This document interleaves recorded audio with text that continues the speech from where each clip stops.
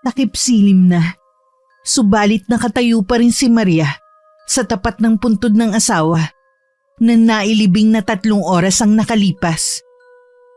Nanatili siya sa ganong pwesto na hindi alintana ang bigat ng sanggol sa sinapupunang 8 buwan na.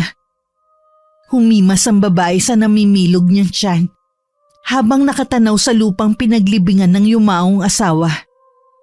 Kasunod nun ay muli siyang napaluha hanggang sa humantong na naman sa hagulgol. Habang inaalalang hindi katanggap-tanggap na pagkamatay ni Erwin, natagpuan ang bangkay ng kanyang asawa sa talahiban hindi kalayuan sa bukirin na nasa likod bahay lamang nila. Walang saplot at putol na ang ari ng makita ng mga pulis. Duguan din ng puwetan na ayon sa mga nag-otopsiya ay pinasukan ng kung anong bagay. Puno ng kalmot at galos sa katawan, baliri ng kaliwang binti, at bukod pa ron ay bumulwak ang ilang parte ng utak niya sa kanang bahagi ng ulo dahil sa matinding paghampas.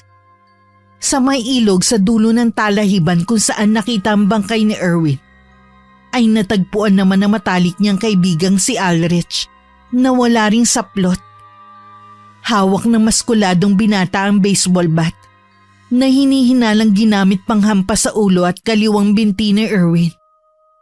Sa bandang batuhan naman ay naroon ang damit ng 2 magkaibigan. Sa kasamaang palad, katulad ni Erwin ay patay na rin si Ulrich dahil sa pagkalunod. Lumabas sa investigasyon ng mga pulis na ganap ang insidente sa kalaliman ng gabi. Kaya walang nakasaksi sa mga pangyayari. Totoo ba talaga yun, Erwin? Ha? Habang nakatingin siya sa puntod, ay binalik-tanaw pa niya ang usapan nila ni Officer Almazen na siyang nag-imbestiga sa nangyari sa kanyang asawa. Kilala ang nasabing pulis, hindi lang dahil sa husay nito sa paglutas ng kaso, kundi dahil sa bilugang itsura nito. Maria, parehong may tama ng alak ang magkaibigan. At ayon sa aming investigasyon, nagsimula ang lahat dahil hindi pumayag si Erwin sa kagustuhan ni Ulrich. Ano pong kagustuhan, officer? Alam mo ba ang balita rito sa inyong lugar tungkol sa asawa mo at sa matalik niyang kaibigan? Hindi po. Sa totoo lang nag-aalangan ako na sabihin sa ito. Nag-aalala kasi ako sa magiging reaksyon mo at baka makasama pa dyan sa sanggol na dinadala mo. Huwag po kayong mag-alala. Handa po akong marinig ang lahat. Kailangan mabigyan ng hustisya ang pagkamatay ng asawa ko. Marami nagsasabi na merong lihim na relasyon si Erwin at Ulrich. Ayon sa mga nakalap naming impormasyon madalas silang makita ng iilan na nagpupunta sa ilog tuwing gabi at gumagawa ng milagro. Alam mo na, nagsisiping. Po? Gabi bago mangyari ang krimen, ay pinilit ni Ulrich makipagtalik sa iyong asawa. Subalit tumanggi si Erwin. Yun ang dahilan ng kanyang kamatayan.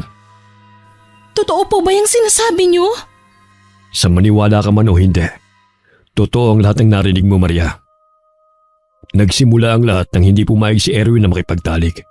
Kaya nagpumilit at mas naging agresibo si Ulrich dahil sa tama ng alak. Nakainom sila pareho, pero mas lasing si Ulrich. Kaya pala madalas siyang umuwi ng lasing nitong mga nakalipas na araw.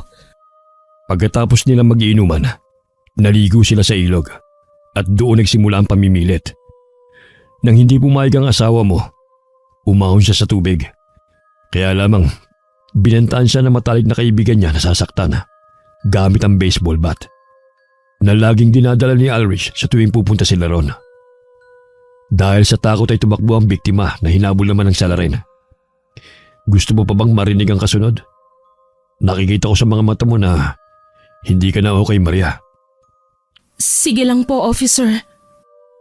Nang maabutan ni Ulrich ang asawa mo, pinalo niya ito sa ulo.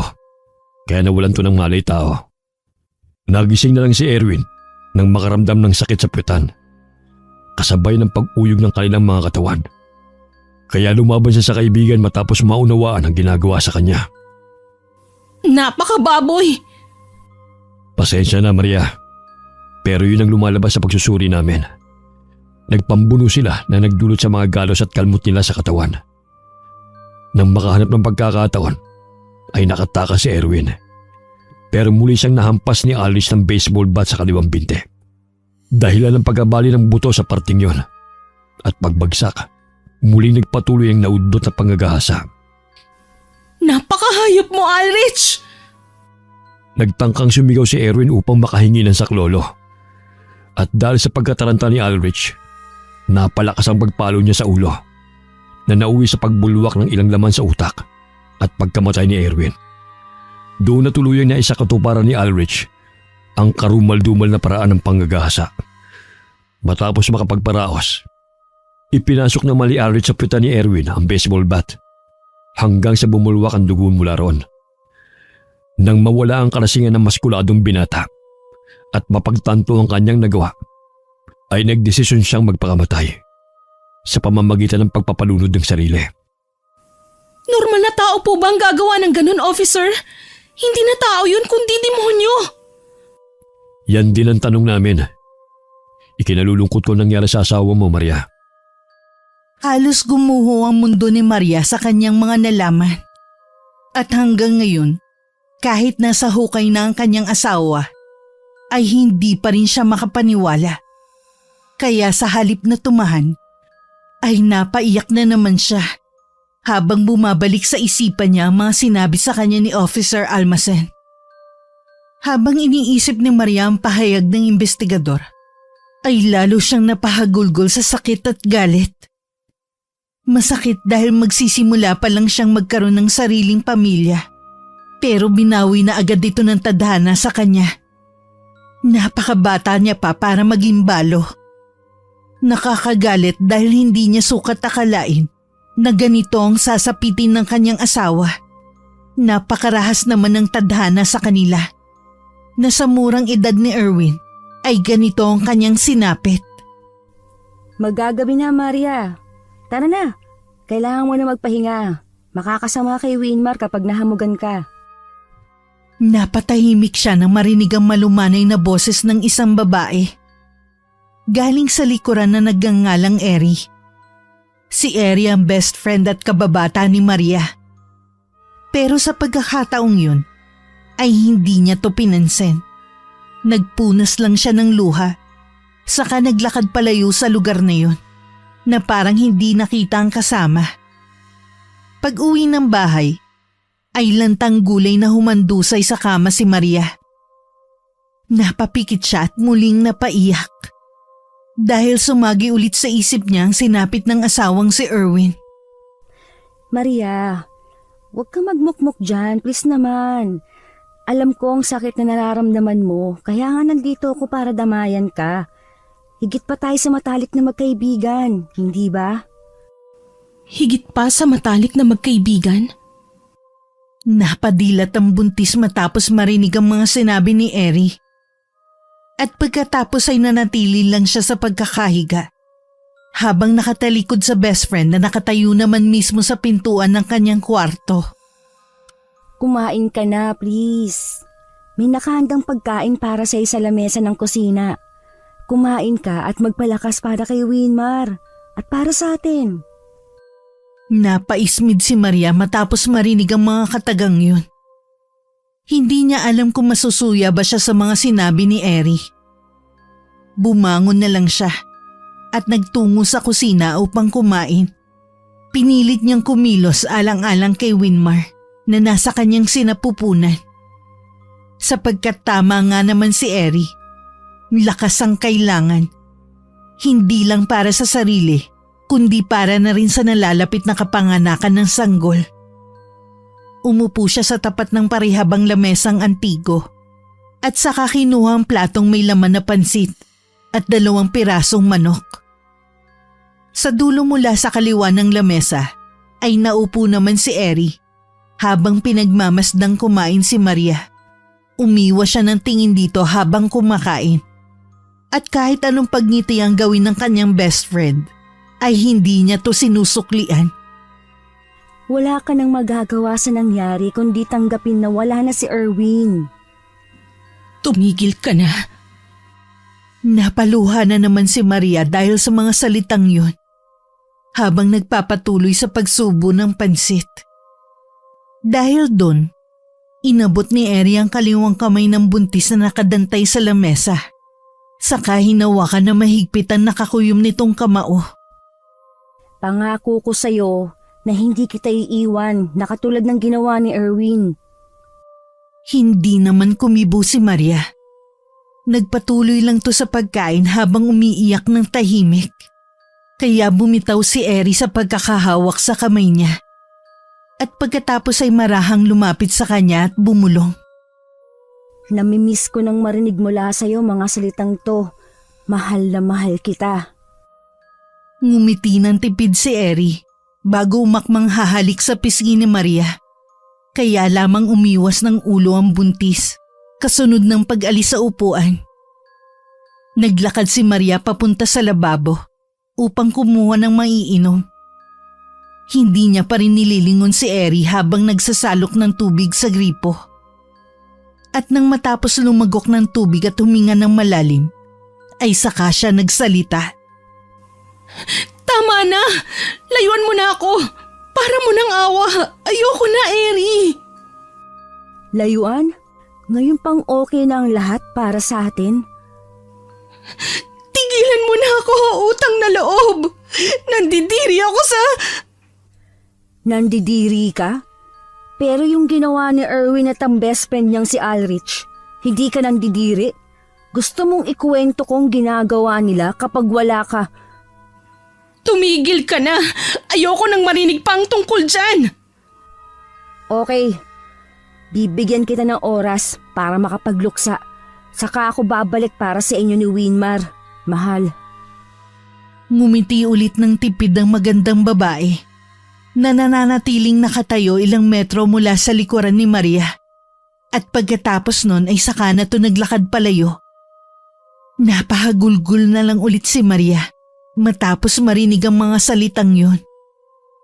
Hindi niya na kasi alam ang gagawin dahil tila nakatanikala siya sa isang bagay na hindi naman niya ginusto. Napahimas na lang siya sa namimilog na tiyan nang maramdaman ang pagsipa ng sanggol. Tila ba nararamdaman ni Winmar ang pighati ng kalooban niya ng mga sandaling yun? Anak, Winmar, patawad. Maya-maya pa, pagkatapos ng kanyang pagmumoment, ay inayos na niya ang sarili.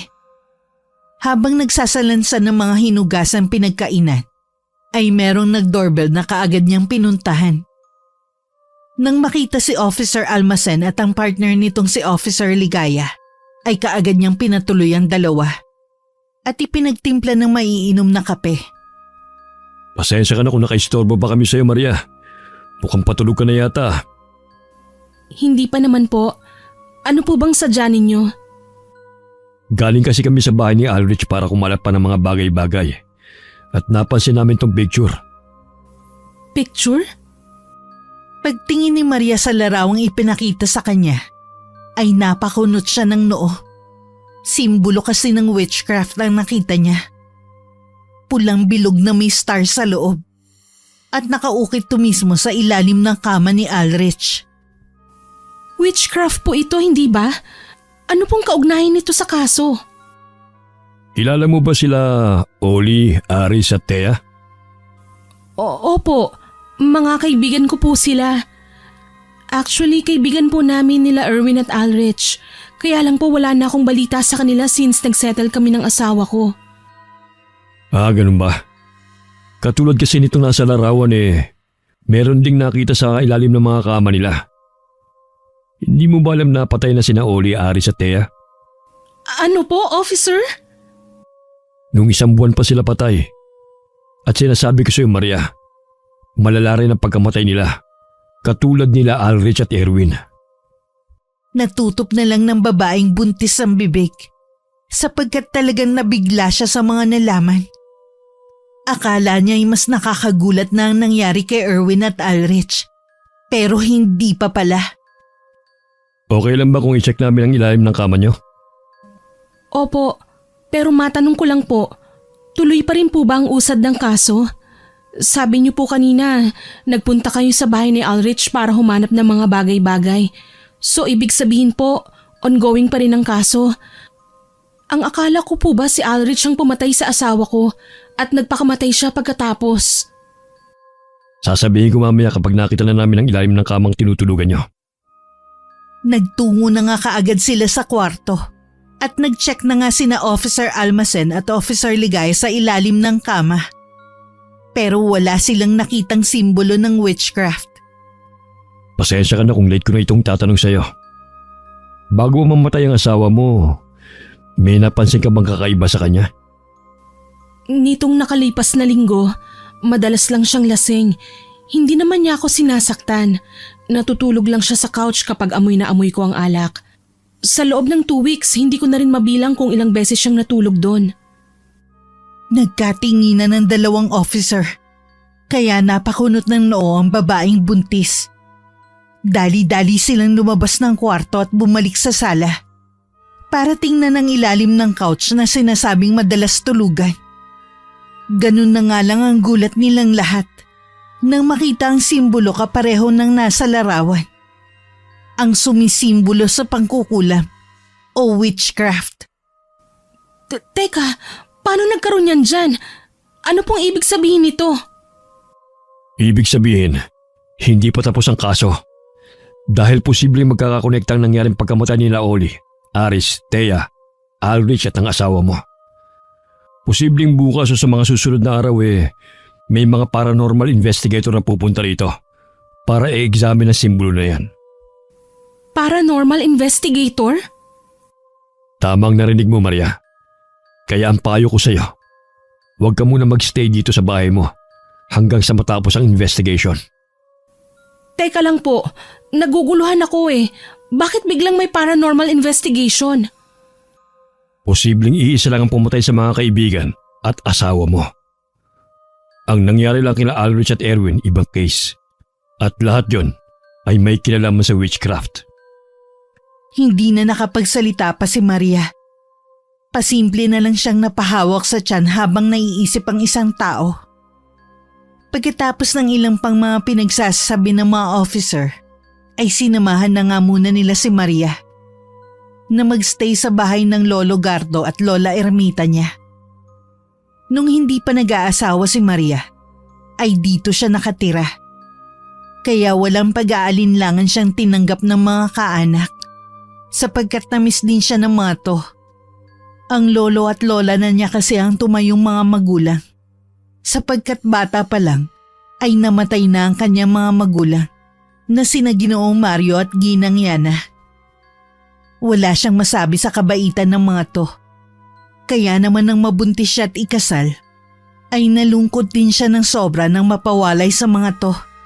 Kaya ganun na lang din ang pasasalamat ng kanyang lolo at lola na nagbalik siya ngayon kahit saglit na panahon lang. Ipinaliwanag kasi ni Officer Almacen at Officer Ligaya ang sitwasyon sa pahintulot na rin ni Maria. Iha, sinasabi ko na nga ba eh. At hindi ordinaryong ganong klase ng pagkamatay ng asawa mo at ng best friend niya. Kawawa naman ang dalawang yon. Sana mahuli na ang gumawa nito sa kanila. Hayaan mo, at bukas na bukas din, pupunta ako sa kakilala kong espiritista para humingi ng pangontra laban sa mangkukulam. Baka mamaya pati kayo ng apo ko sa tuhod idamay pala mamamatay tao na yon. Tumigil ka na nga muna riyan, Gardo. Pagpahingahin mo na muna tong apo mo. Kunin mo ang mga gamit niya at dalhin mo na sa kwarto. Halika na, Maria. Magpahinga ka na muna at ipagtitimpla kita ng gatas kapag nandun na tayo sa kwarto. Buti na lang, apo, kahit hindi ka na rito nakatira araw-araw ko nililinis yon. Kaya kahit anong oras ka magpunta rito, may matutulugan ka. Thank you po, Lolo, Lola. Pagdating niya sa kwarto, matapos makainom ng gatas, ay nagpahinga na siya. Hindi na lang niya muna pinatay ang ilaw dahil namiss niya rin ang kwarto niyang yun. Dati nalalakihan pa siya sa silid, pero ngayon parang ang liit-liit na lang nito. Sa dami ng kanyang mga iniisip, hindi na rin niya namalayang nilipad na ang diwa niya papunta sa karimlan. Mahimbing siyang nakatulog dahil na rin sa epekto ng pagkabuntis at gatas. Subalit bigla naman siyang dinalaw ng isang kakatuwang panaginip. Panaginip kung saan ay may kinalaman sa kanyang nakaraan. Nagulat na lang siya nang makita ang sarili nung high school pa lang siya. Kasama niya sina Eri at Thea, ang mga tanging kaibigan niyang babae sa paaralan. Alam mo ba, Thea, fun fact, bukod sa mag-best friend at kababata ako si Maria, pati mga nanay namin mag-best friend at magkababata rin daw. Pero ang totoo niyan, more than magkababata at best friend pang turingan namin. Mahal namin ang isa't isa. Huy, ano ka ba? Nakakahiya kay Thea. Baka isipin niya para tayong lovers. Bakit, hindi ba? Tama na, Eri. Thea, pasensya ka na ha. Pinsan mo pa naman si Erwin, yung boyfriend ko. Baka mamaya kung anong isipin mo at isumbong mo pa ako. Kayo na nung Erwin na yon? Parang ilang buwan pa lang kayo magkakilala. Importante pa ba kung gaano kami katagal magkakilala? Relasyon naman ang dapat pinatatagal, hindi ang pagliligawan. Kitang-kita sa mukha ni Eri ang matinding pagkainis sa kanyang nalaman. At mula sa malayo, habang pinagmamasdan ni Maria ang sarili nung high school life niya, doon niya mas na-realize na tila meron talagang kakaiba sa mga ikinikilos ni Eri. Nakita niyang tila nag-aalab ang mga mata ng magandang babae. At pagkatapos ay bigla na lang itong nangitim kaya napaatras siya. Mas lalo siyang nagulat nang lumingon sa gawin niya si Eri at biglang umiti ng makahulugan. Ngiting tila nagbabadya ng matinding panganib. Dahil doon tumalikod si Maria at tumakbo palayo sa lugar na yon. Hanggang sa napagtanto niya na hindi pala siya umaalis sa pwesto. Kaya unti-unti siyang kinabahan. Mabilis na gumapang ang kilabot mula sa kanyang talampakan, paakyat sa tuhod, at nagpaikot-ikot sa namimilog niyang tiyan hanggang umakyat sa kanyang dibdib. Dahil doon ay bumilis ang tibok ng kanyang puso na para bang may mga dagang nagkakarerahan dito.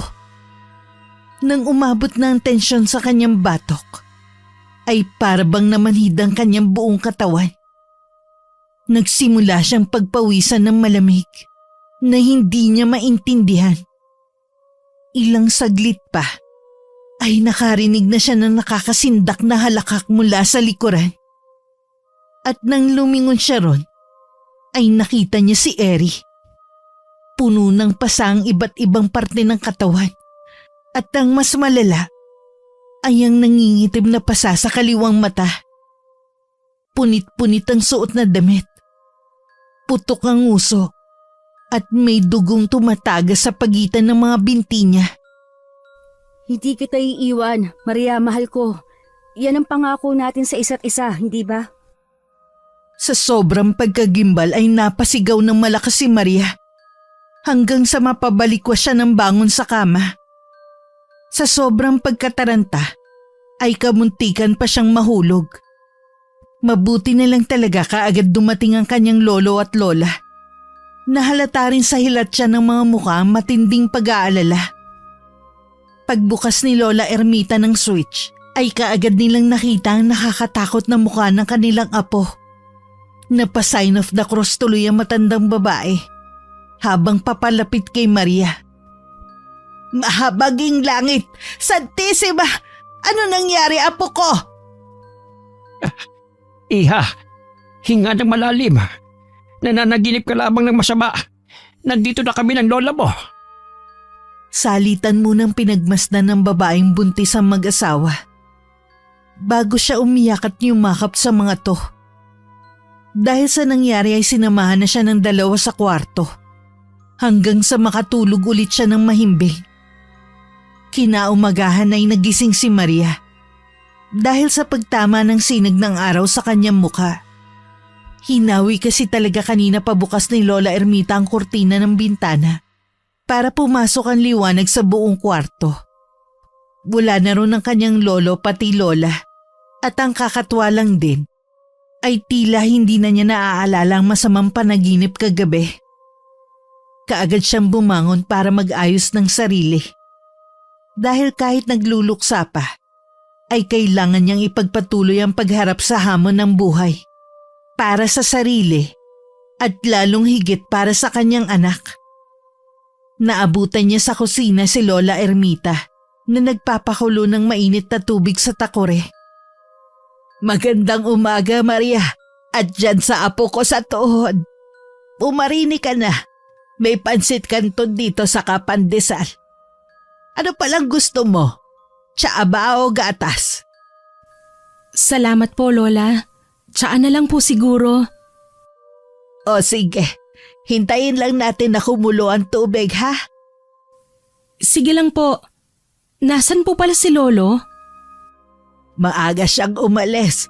Pupunta ron kay Monyoyong, yung espiritista, at manghihingi ng pangontra para sa'yo at dyan ka eh. Winmar po. Winmar pala ang pangalan ng apo ko. Sigurado kung kasing pogi at kasing bait din niya ng tatay niya kapag lumaki. Pasimpleng na pangiwi na lang si Maria dahil sa sinabing yun ng kanyang lola. Hindi niya kasi sinabi sa dalawang matanda ang tungkol sa lihim na relasyon ng kanyang asawa at ng best friend nito. Kahit patay na si Erwin, mahal niya pa rin naman to at gusto niya pa rin protektahan ang totoong pagkatao nito. Habang hinihintay nilang kumulo ang pinaiinit na tubig, ay marami pa silang napag-usapan hanggang sa wala sa sariling napatingin si Maria sa bintanang nakaharap sa bukiring nasa likod bahay. Dahil sa tahimik at maaliwalas na taglay ng paligid sa labas, ay sumagi na naman sa isip niya ang namayapang asawa. Napabulong tuloy siya nang wala sa oras. Para kasing balik na sa dati at normal ang lahat na parang walang nangyari. Totoo nga ang sinabi mo noon, Erwin. Kapag namatay ang isang tao, tama lang na iyakan siya ng 1 linggo. Sapat na yun at pagkatapos ay babalik ng lahat sa dati na parang walang nangyari. Ano yun, apo? May sinasabi ka ba? Bakit ka bumubulong dyan? Naaalala ko lang po si Erwin. Lumapit lang ang matandang babae at niyakap ang kanyang apo. Naantala lang sila na mag-ingay na ang takore. Kaagad yun nilapitan ni Lola Ermita at saka nilagyan ng mainit na tubig ang 2 tasang may tsaa. Ang natira ay isinalin niya sa termos. Nang pumaitaas ang usok mula sa tasa, humalimuyak din ang mabangong amoy ng tsaa. Nilanghap yun ni Maria na parang tulad sa mga commercial. At pagkatapos ay saka siya sumunod sa kanyang lola na nasa hapagkainan. Habang nag-aalmusal ay nagpatuloy ang kanilang pag-uusap. Alam niyo po ba, Lola, na palagi rin akong tinitimplahan ng tsaa o gatas ni Erwin, lalo na po nung nabuntis na ako. Kaya yung nagsama kami, pakiramdam ko po hindi ako umalis sa bahay na to. Malamang, sinabi ko talaga yon noon namanhikan siya rito.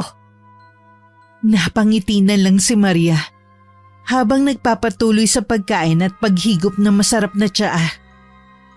Mabilis na lumipas ang oras. Nagpaalam muna ang Lola Ermita na pupunta ng palengke para mamili ng uulamin nila para sa pananghalian at hapunan. Gusto sanang sumama ni Buntis pero pinigilan na muna siya ng matandang babae at sinabihang magpahinga na muna o maglinis-linis sa loob ng bahay. Ganun na nga muna ang ginawa ni Maria. Nilinis niya ang kwarto ng kanyang lolo at lola, ang sariling kwarto, kusina, banyo at sala. Napaka-energetic niya dahil siguro sa pag-uusap ulit nila ng kanyang lola na na-miss niya rin ng todo.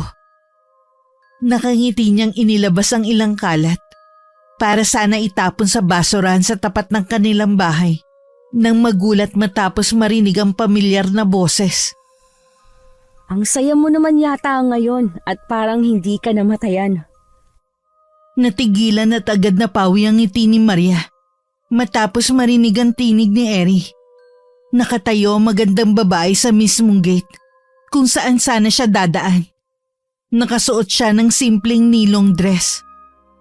Medyo kupas na ang pagkaitim ng damit. Subalit hindi naman yun hadlang upang umangat ang kinis ng balat at gandang taglay niya. Pinakikinggan ko yung kwentuhan nyo ni Lola Ermita kanina pa. Diba, pinagtitimpla rin naman kita ng gatas at tsaa. Sa katunayan, kaya mo nga nakahiligan yung mga yun dahil sa akin. Hindi mo ba ako papapasukin? Kung ayaw mo, magkukusa na nga lang ako. Ngumiti ng makahulugan ng mayuming babae na nagdala ng kilabot sa buong pagkatao ni Maria. Pagkatapos ay saka ito marahan na humakbang papasok sa loob ng bakuran.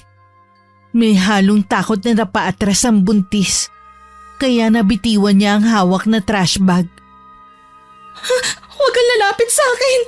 Lubayan mo na ako, Eri! Hindi umimik ang magandang babae. Ngumiti lang to na tila nanlilibak. Habang dahan-dahang lumalapit sa kanya. Dahil doon ay napaatras si Maria. Hanggang sa mapaupo siya. Mabuti na lang ay naikalang niya agad ang kamay. Kaya hindi masyadong malakas ang impact ng pagkakaupo niya sa sahig. Dahil doon ay mas lalong umiti si Eri. Hanggang sa bigla na lang tung humalakak na parang isang witch. Sa sobrang takot, pati ang sanggol ay nag-react na rin. Kaya biglang napahawak sa tiyan si Maria. Tama na, Eri! Tigilan mo na ako! Parang awa mo na! Hindi pa rin tumigil sa malademonyong paghalakak si Eri. Kaya napapikit at napatakip na lang ng tenga si Maria. Hanggang sa marinig na lang niya ang nag-aalalang boses ng kanyang lolo. Anak ng teteng, ano nangyayari sa'yo, iha? Bakit ka nakaupo dyan? Halika, tumayo ka. Kaagad siyang inalalayan ng kanyang lolo. At pagdating nila sa sala, pagkaupo pa lang, ay nakatanggap na siya ng sermon na may halong pag-aalala. Bakit ba kasi naisipan mo pang maglinis, iha? Kita mong buntis ka. Buti na lamang at hindi na paano yung apo ko sa tuhod. Naku, huwag ka na magkikilos ha. Sinabi ko naman dito kay Ermita na huwag kang iiwanan eh. Pasaway din talaga eh. Manang-mana talaga kayo. Ay nako po, nasaan pa ang lola mo? Nagpunta po ng palengke. Hindi balila. Ito, kunin mo. Calvin de Guerra ang tawag dito. Sa pulang panisukat na ang laman ay bala ng barel. May bendisyon at orasyon na ito ha. Galing doon mismo sa kaibigan kong espiritista na si Monyoyong.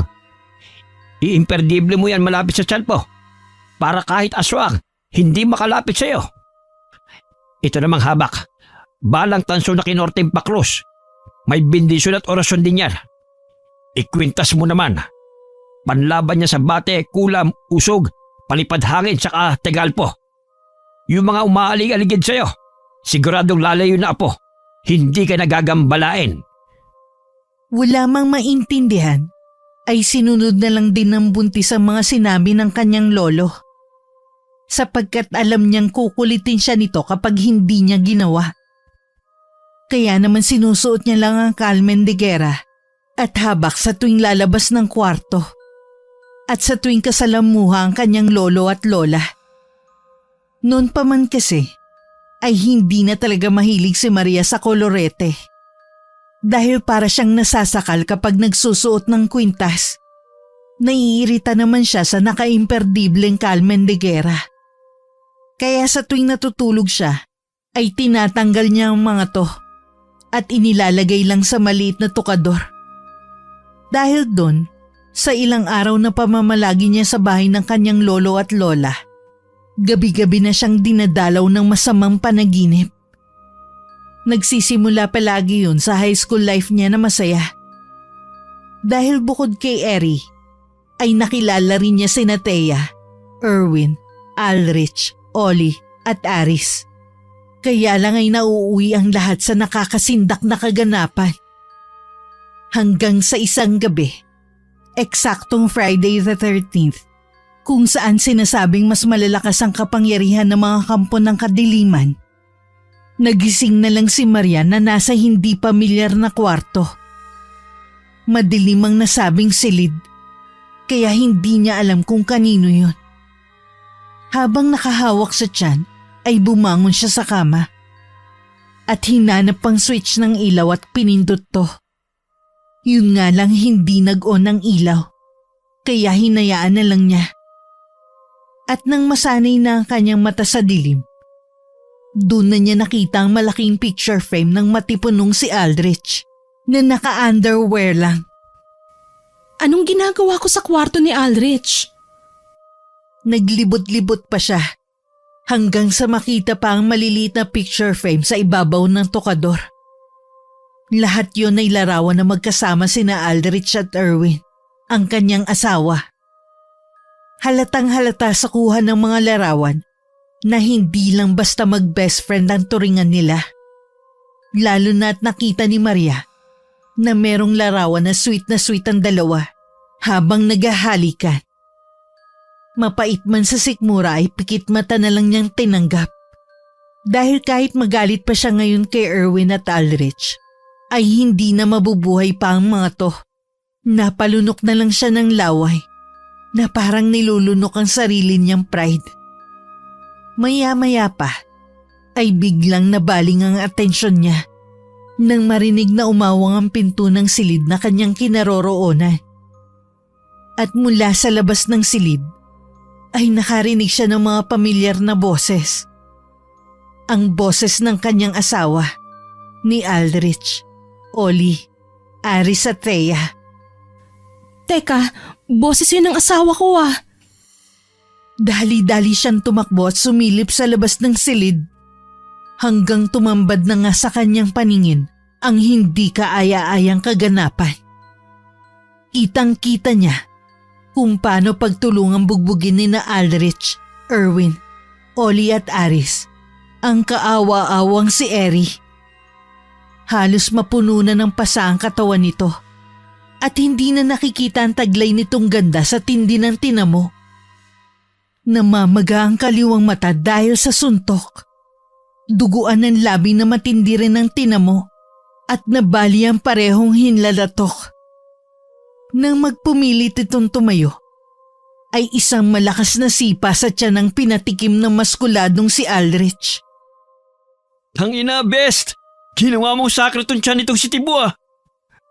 Dapat nga sa boobs ko sisipain eh. Dapat lang sa kanya yan. Yan, best. Dinadali pa yung fiancé mo. Akala niya siguro hindi natin siya mabubuko. Buti na lang tong pinsan mong si Thea. Kampi pa rin sa atin. Natutup na lang ni Maria ang bibig sa kanyang mga nasaksihan. Dahil hindi niya alam kung parte ito ng katotohanan o sadyang masamang panaginip lang. Awang-awa siya kay Eri habang patuloy na nilulupog ng 4 na kalalakihan na inakala niyang mabait pero meron palang itinatagong madilim na pagkatao. Nang tumingin naman siya kay Thea, kitang-kita niya ang pagsisisi sa mukha ng babae. Alam ni Maria na hindi rin intensyon ng kaibigan niyang babae na mangyari yun. Tangina, gigil na gigil talaga ako dito kay Eri nang malaman kong mahal din ang tawagalin na ng fiancé ko. Utang ina mo kang Tibo ka, ikakasal na kami ni Maria. Kaya nabuhin mo na siya. Itong kamao ko ang mahal. Pagkatapos na matinding pagkabugbog kay Eri, nakita niyang umalis na si Thea. Dahil hindi na nito nakayanan ng mga pangyayari, doon ay nasaksihan na nga ni Maria ang pinakamadilim at nakakasulasok na pagkatao ng taong minahal niya ng lubos. Kitang-kita ng dalawa niyang mga mata kung paano pagpasapasahan ni na Erwin, Aldrich, Ollie at Aris si Eri. Binaboy nila at niyurakan ng husto ang puri ng kanyang best friend habang patuloy na binubugbog. Sa tindi na natamo ng katawan ni Eri, noong oras ding yun ay nawalan siya ng hininga. Ni hindi namamalayan ng 4 na kalalakihan Dahil patuloy sila sa pag-i-enjoy sa kanilang ginagawang kademonyohan. Hindi na nakatiis pa si Maria sa kanyang nakikita. Kaya naman lumabas siya at sumigaw habang umiiyak. Ang bababoy niyo! Anong ginawa niyo kay Eri? Mga hula kayong puso! Mga animal! Hindi ba't kaibigan niyo rin siya? Bakit niyo to ginawa? Natigilan na siya sa pagsasalita. Dahil pagtingin sa kanya ng mga kalalakihan, tila gulat na gulat at bigla na lang nagdilim ang kapaligiran. Nilamon siya na matinding katahimikan hanggang sa nagulat na lang siya nang may suminding 5 kandila sa kanyang harapan. Kasunod nun ay nabuo ang isang malaking bilog at sa gitna nito ay ang hugis bituin na nasa bawat kanto ay may nakasinding itim na kandila. Nagulat siya na makita ang pamilyar na mga simbolong yun na siyang nakita ni na Officer Almacen at Officer Ligaya sa ilalim ng kama ng mga namatay niyang kaibigan at asawa. Mula sa harap ng nasabing simbolo ay may nakahihilakbot na usok ang unti-unting namumuo at nang bumulusok ito papalapit sa kanya ay bigla na lang kumislot ang sanggol sa kanyang sinapupunan. Dahil doon ay bigla siyang napadilat.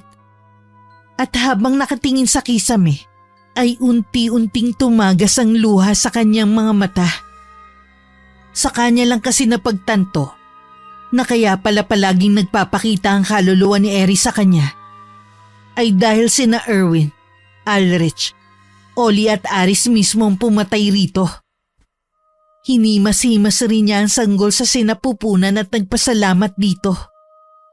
Dahil kundi kay Winmar, ay baka nalunod na siya sa bangungot na nangyari.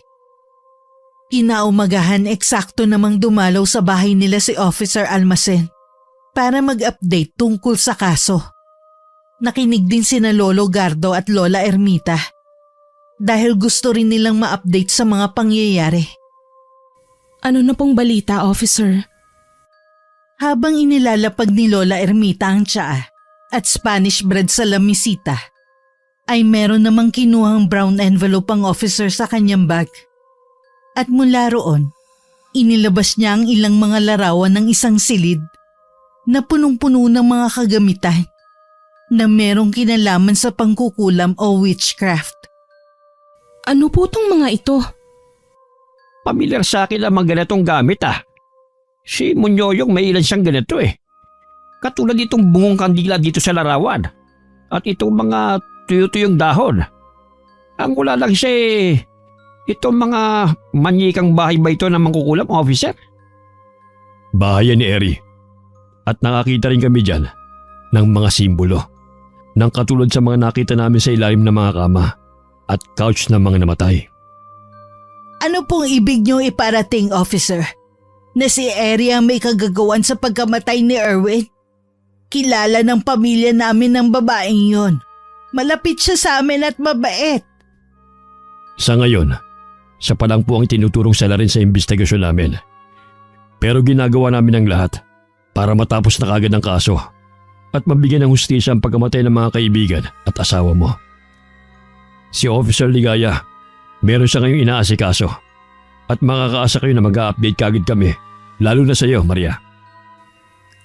Teka lang po, naguguluhan ako sa mga sinasabi niyo Itong mga pictures na to kuha sa bahay mismo ni Eri, ng best friend ko? Ganun na nga, Maria. Simula bata magkasama na kami ni Eri. Paanong hindi ko nalaman ang tungkol sa bagay na ito? Totoo po bang bahay niya yan? Hindi kami nagkakamali, Maria. Para makumbinsi ka pwede kayo magpasama sa isang opisyal namin at puntahan niyo ang bahay niya. Malapit lang naman dito yun di ba? Kung totoo man po ito, hindi rin naman po pwedeng siyang pumatay sa asawa at mga kaibigan ko. Nung nakaraang buwan, first year death anniversary ni Eri. Alam niyo po bang tungkol doon? Natagpo ang lasog-lasog ang katawan niya sa ilog. Umuulan kasi at malakas ang agos ng tubig kaya ganun ang nangyari sa kanya. Alam namin ang tungkol doon at nag-iimbestiga na si Officer Ligaya. Kasama ang mga paranormal investigator. para alamin kung paano siya napunta sa rumaragas ang tubig sa ilog. Kung aksidente ang nangyari o may pumatay sa kanya. Gusto mang sabihin ni Marian tungkol sa masamang panaginip kagabi. Pinigilan niya ang sarili niya. Kahit sigurado siyang totoong nangyari ang mga yun. Pinoprotektahan pa rin kasi niya ang asawa. Isa pa, hindi niya naman sigurado kung maniniwala ang officer sa kanya. Matapos ang ilang pang pag-uusap ay nagpaalam na si Officer Almacen. At nanatili naman silang tatlo sa sala at nag-usap-usap. Kaya ikaw, Iha, huwag na huwag mong huhubarin ng Kalmendegera at habak. Biruin mo. Hindi ko akalain na may samang kukulang pala yung si Eri. Tumigil-tigil ka nga riyan, Gardo. Dalhin mo na nga tong mga tasa at ekstrang tinapay sa kusina. Sa halos isang linggong nagdaan, ay pilit pa rin na nagpapakatatag si Maria. Para sa nalalapit na panganganak, idinadaan na lang niya ang kalungkutan sa paglilinis at iba pang gawain upang hindi makapag-isip ng hindi maganda. Para mawaglit sa isip niya ang kalungkutan, ay nagpasya siyang magluto. Pagkatapos nilang mananghalian, ay nagpasama siya sa lolo at lola na umuwi muna ng bahay para kunin ang mga gamit ng baby. Sinamahan naman sila ni Officer Almacen para makasiguro na aalis din sila agad. Makalipas ang mahigit kalahating oras, ay narating na nila ang bahay at kaagad na pumasok si Maria na sinundan ng kanyang lolo Gardo, lola Ermita at Officer Almacen. Nang makita nila sa sala ang simbolo ng witchcraft, ay napa-sign of the cross kaagad ng matandang babae. Habang ang dalawang lalaki ay seryoso lang na nakatingin sa nasabing simbolo. Apo, suot mo ba ang mga pangontra? Opo. Kung ganon, bilisan na natin kunin ang mga gamit ng apo ko sa tuhod para makaalis na tayo rito. Hindi ko talaga gusto ang aura at dating nitong bahay. Noon ko pa naman sinabi sa'yo, hindi ba? Parang puwet ng manok ang bibig mo, Gardo. Dalian na natin. Napailing na lang si Officer Almacen na naiwan sa sala habang ang tatlong mag-anak ay nagtungo na sa kwarto. Maya-maya pa, habang inaayos sa maleta ang mga gamit ni Winmar na inipon nilang mag-asawa, ay hindi sinasadyang mahagip ng paningin niya ang litratong nakadikit sa may dingding. May kalumaan na ang balangkas ng larawan at halatang matagal nang naroon. Inayos niya to dahil nakatabingin na ng konti. Pagkahawak ay doon niya muling nasilayan kung sino ang mga nasa larawan. Siya kasama ang 6 na katao, 4 sa likuran at 3 sa unahan kabilang siya. Napapagitnaan siya ni na Erwin na nasa kanan at Eri sa kaliwa. Sa likuran sa pinakadulong kaliwa ay isang may katangkarang lalaki na singkit ang mata at saktong hubog ang pangangatawan. Nakangiti ito sa larawan na halata ang kasiyahan. Ito ang kaibigan niyang si Ollie na katabi lang ni Aldrich, na nakadantay naman ng isang kamay kay Erwin na nasa harapan. Napaismid siya pagkakita sa mukha ni Aldrich sa larawan. Hindi pa rin kasi niya lubos maisip na magiging kalaguyo to ng kanyang asawa. Ipinaling na lang niya ang atensyon kay Thea. Nakatabi nitong maskuladong lalaki. Sa kanya sinipat ang katabi naman ni Thea, ang morenong si Aris, na siyang may pinakamaamong mukha sa lahat ng lalaki sa picture. Nang mabaling ang paningin sa kanyang sarili sa larawan, ay muli niyang napansin na mahigpit pala ang pagkakahawak ng mga kamay nila ni Eri habang nakahalik ito sa pisngi niya. Si Erwin naman ay nakahalik din sa kanang pisngi habang yakap-yakap siya. Hindi niya alam kung ikakatuwa niya bang makita ulit ang masayang kuha ng larawang yun. Lalo na ngayong nalaman niya ang madilim na budhi ng kanyang mga kaibigan. Matapos maalala ang karumal-dumal at totoong sinapit ni Eri, napansin na lang niya ang sarili na pumapatak ng mga luha habang nakatingin pa rin sa larawan. Apo, bakit ka umiiyak? Ayos ka lang ba? Okay lang po. May naalala lang po ako dito sa picture. Hindi ko akalain na ako na lang pala ang matitirang buhay sa mga nandyan. Huwag kang mag-alala, Iha. Kasama mo kami ng lola mo. Nawala man ang asawa at mga kaibigan mo. Nandito naman kami. Patuloy kang mamahalin. Tutulungan ka naming palaki ng mabuting bata si Winmar. Pangako yan, Iha. Thank you po. Nang matapos na sila, wala nang ang inaksayang oras ang apat. Lumabas kaagad sila ng kwarto. Subalit pagdating nila sa sala, ay ganun na lang ang gulat nilang lahat. Nang makita ang simbolo ng witchcraft sa sahig, na tila kumikinang sa pagkapula. Anong nangyayari, officer? Wala rin akong ideya. Paglabas yun ng kwarto, bigla na lamang kuminang ng ganyan. Por Diyos, por Santo Santissima! Madali kayo. Umalis na tayo rito. Nang mapatingin silang tatlo kay Maria, ay ganun na lang ang gulat nila pare-pareho. Dahil bigla na lang nahulog ang Carmen de Guerrang nakaimperdible sa bandang tiyan ni Maria. Kahit ang habak na nakakwintas ay bigla na lang naputol. At nang mahulog ang mga yun sa sahig, ay bigla na lang nasunog at naging abo pagkalaon. Dahilan para magimbal silang lahat. Pagkatapos nun ay mabilis ang mga sumunod na pangyayari.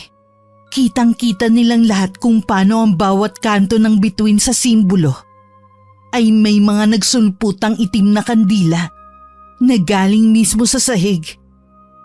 Biglang lumamig ang kapaligiran at bumigat ang presensya. Kaya kumislot-kislot ang sanggol na nasa sinapupunan ni Maria. Dahilan para mapahawak siya ron na mahigpit. Bigla rin sumara ang mga pinto at bintana. At kahit ilang beses na pagpipilit ni na Officer Almacen at Lolo Gardo na buksan ng pinto, ay wala silang nagawa. Natigilan lang sila pare-pareho na makarinig sila ng nakakakilabot na malawits na halakhak sa bawat sulok ng bahay. Ano nangyayari? Diyos ko po! Anong... Hindi na natuloy ng matandang babae ang sasabihin nang makita niya ang apo na biglang napahiyaw dahil humilab na ang tiyan nito. Ah!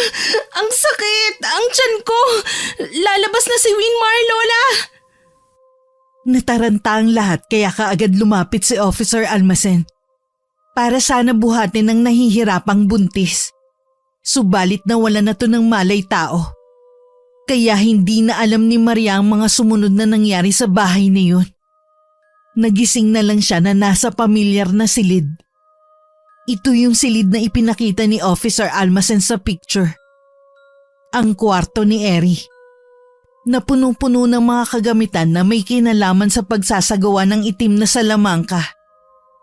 Habang nakahiga sa malambot na kama, iginala niya ang tingin.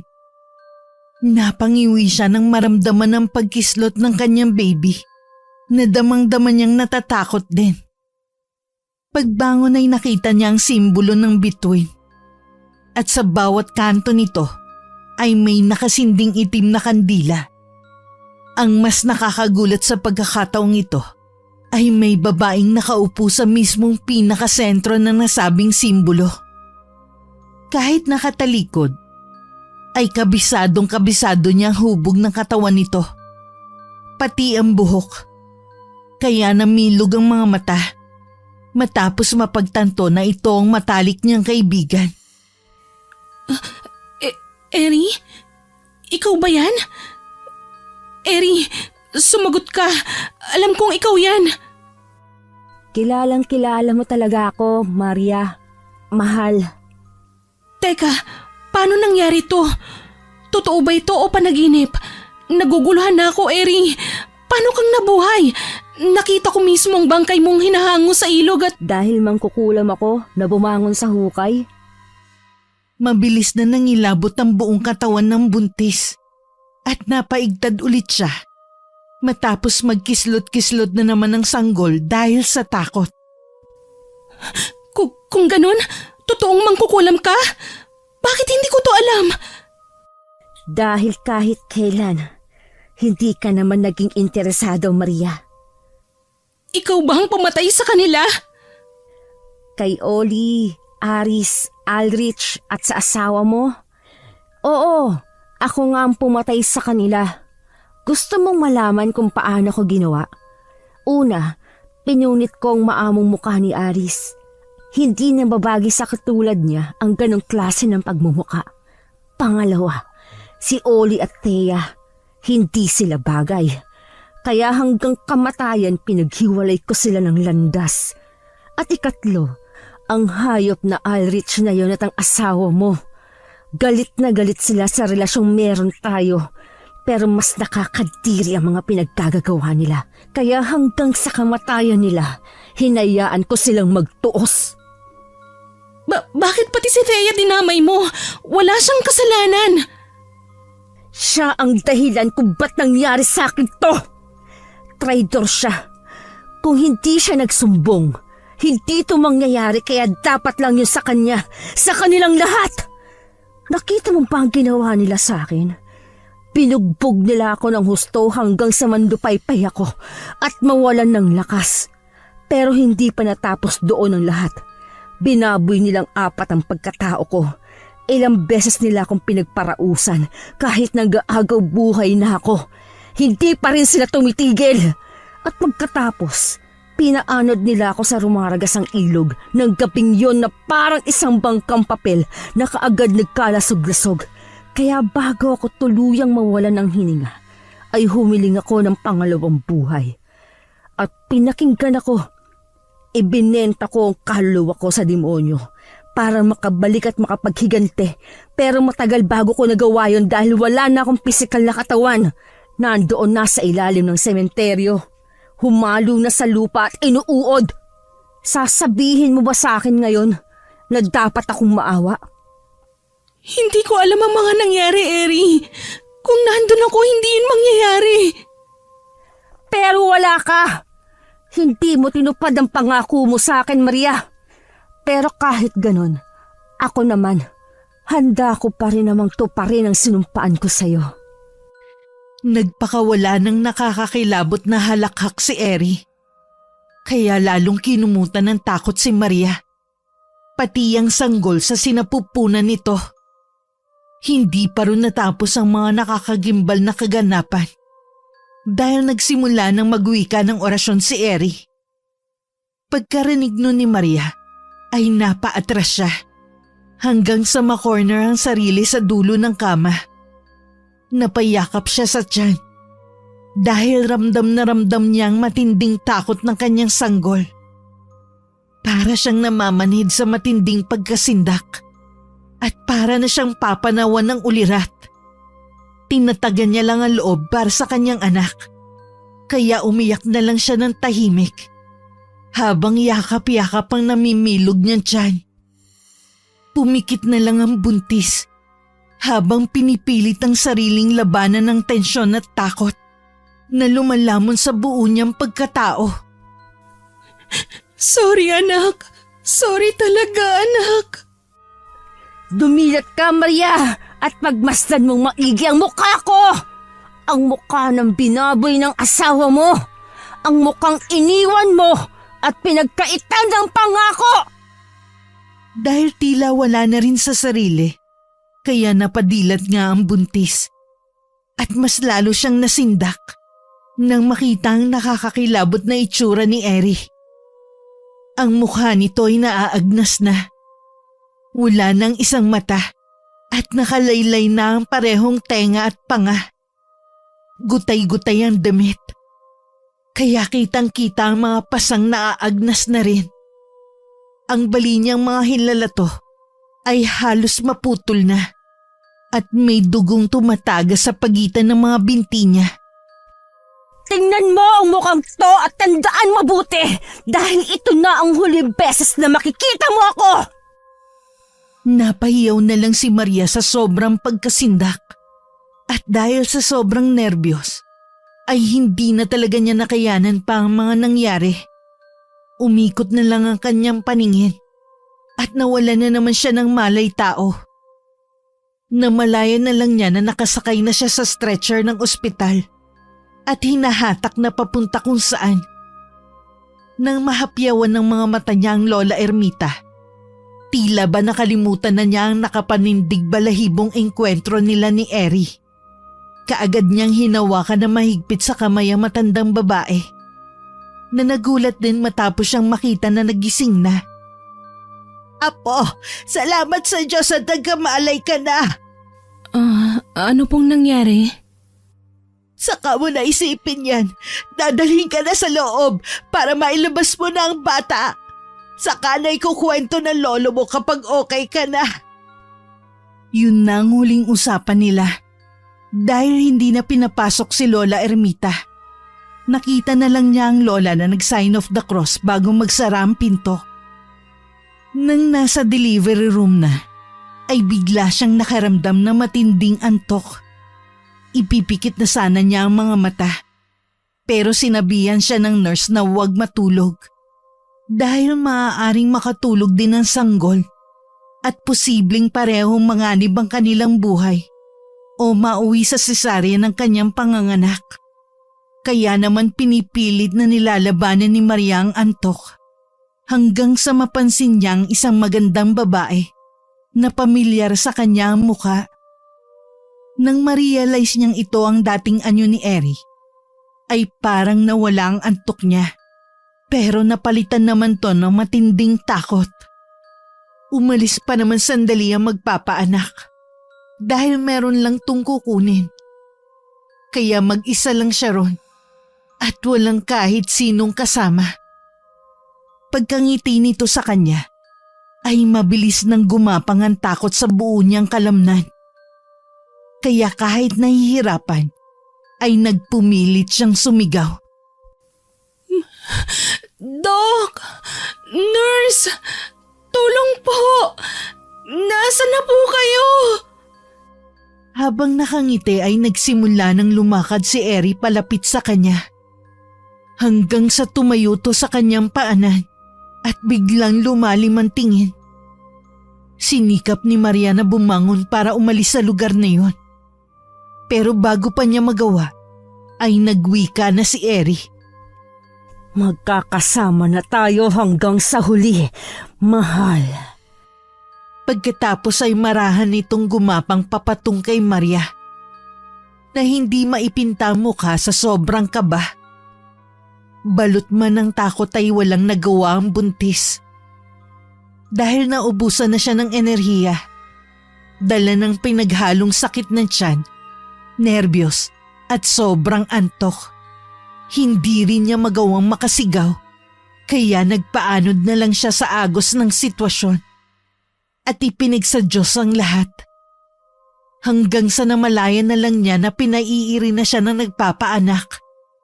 At sa biyaya ng Panginoon, nailuwal niya ng ligtas si Winmar. Habang wala pa sa kanya ang anak, iginala niya muna ang tingin sa buong paligid. Pero wala na rin si Eri. Kaya napaiyak na lang siya, na sinundan din ng pag-iyak ng bagong panganak niyang si Winmar. Isang batang sanggol na lalaki, tama ba? Pagkatango na naghahawak sa baby, kaagad itong inilapit sa kanya. Tuwang-tuwa pa siya nung una. Subalit nang makita ang mata ni Winmar, ang kaninang sigla ay bigla na lang napalitan ng pagtataka at pangamba. Bakit po magkaibang kulay ng mga mata ng anak ko? Kahit ang mga tumingin sa bata ay nagulat din at namangha. Dahil nga sa magkaiba ang kulay ng mga mata ni Winmar. Ang kaliwa ay berde at ang kanan ay brown. Wala sa sariling sumagi sa isip niya si Eri. Pati ang mga sinasabi nito sa kanya ng paulit-ulit. Magkakasama na tayo hanggang sa huli, mahal. Nang ma-realize niyang tila reincarnation ni Eri ang napanganak niya, biglang nanghina ang kanyang mga kamay. At kamuntikan pang mabitiwan ng sanggol na walang kamuwang-muwang. Mabuti na lang talaga ay may mga naka-assist, kaya agad na agapan. Hindi! Hindi to pwedeng mangyari! Dahil sa pinaghalo-halong nerbiyos, takot at stress, nag-hysterical na nga si Maria sa delivery room. Kaya kaagad kinuha sa kanya si Winmar at napilitang injeksyonan siya ng pampakalma. 2 linggong lumipas. Magmula nang makauwi ng bahay si Maria at ang kanyang anak. Pero ni isang beses ay hindi nilapitan ng babae ang sanggol. Alam niya kasi sa sarili na hindi yun ang anak niyang si Winmar, kundi si Eri, na siyang lumipat sa katauhan ng walang kamuwang-muwang na sanggol. Hindi na rin pinipilit ng kanyang lolo at lola ang mga sarili nito. Dahil sa tuwing ginagawa nila yun, ay nagwawala lang si Maria na parang nawawala sa sarili. Maraming mga kapitbahay ang nagsabi na baka nabinat siya sa panganganak kaya nagkaganon. Pero alam ni Maria sa sarili kung ano ang totoo. Na ang mangkukulam na si Eri ay bumangon mula sa hukay at ngayon ay nasa katauhan ng sanggol. Ang problema lang ay hindi niya tumasabi sa hindi ring malamang dahilan. Iha, nandyan si na Officer Almacen at Officer Ligaya. Gusto ka na kumustahin at makausap. Papapasukin ko ba? Hindi umimik si Maria. Tumingin siya sa bintana na parang nakatingin sa kawalan. Kaya napabuntong hininga na lang ang kanyang lolo na halatang halata din sa itsura ng mukha ang matinding pag-aalala. Sige Iha, sasabihin ko na lamang na bumalik dahil masama ang pakiramdam mo. Siya nga pala, si Winmar nandun lang sa kwarto namin.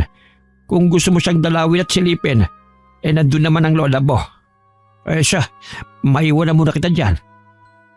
Paalis na sana ang matandang lalaki nang biglang lumingon ng kanyang apo at magsalita.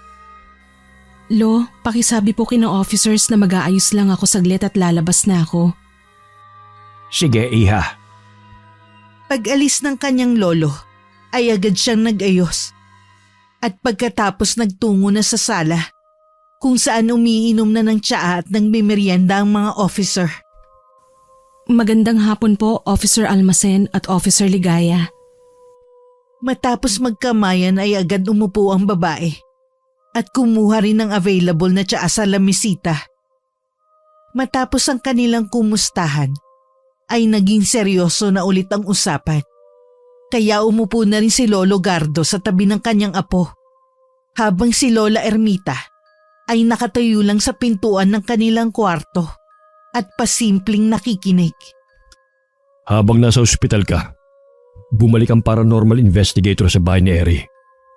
Pero nakakagulat, sapagkat ang mga napicture ng team namin noon, wala na.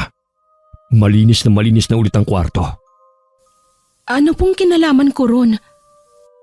Wala naman akong sinasabi may kinalaman ka ron . Ikinukwento ko lang dahil talagang nakakagulat. At imposibleng mangyari yun, na walang taong makakapansin.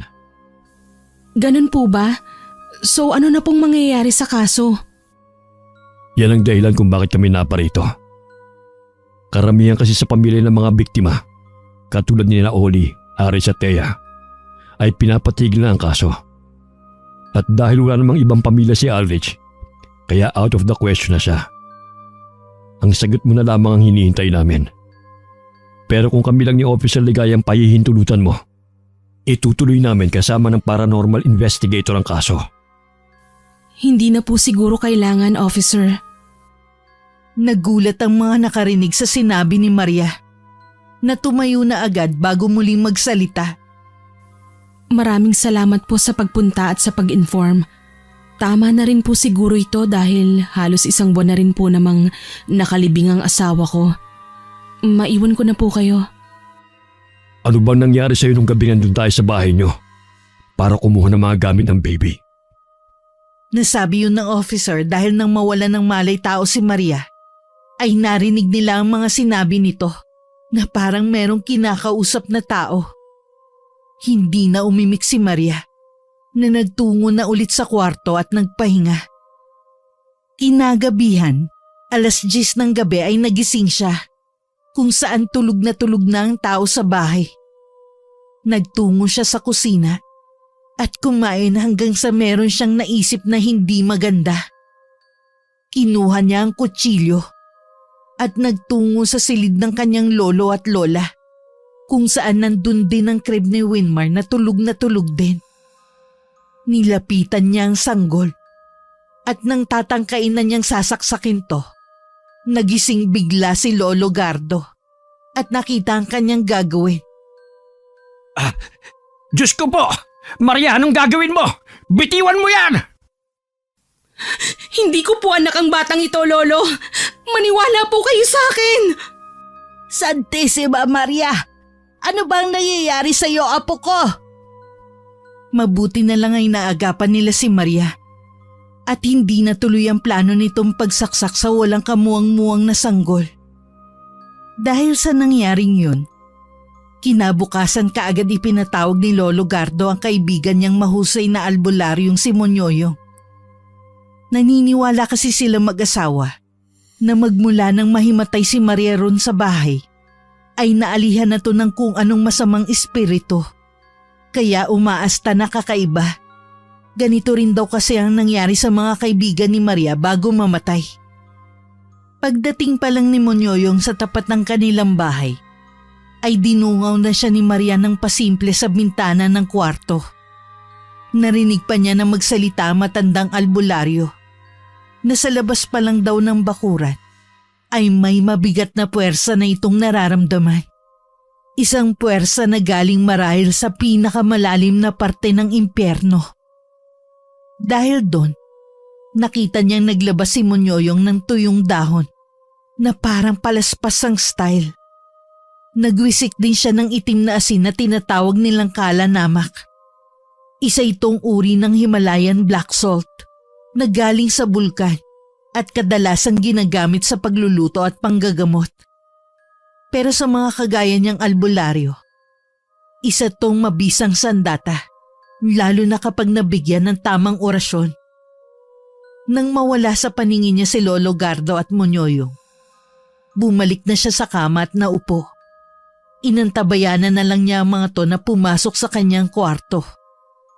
Maya-maya pa nga, katulad ng inaasahan, sumilip nga sa pintuan ng kanyang kwarto ang dalawang matandang lalaki. Apo, ito si Kamonyoyong mo. Magmano ka, dali. Magandang umaga po. Siya yung sinasabi kong apo ko na posibleng, alam mo na. Pagkatapos niya magmano, matagal sila nagkatitigan ng matandang albularyo. Pinilit niyang hindi mag-alis ng tingin.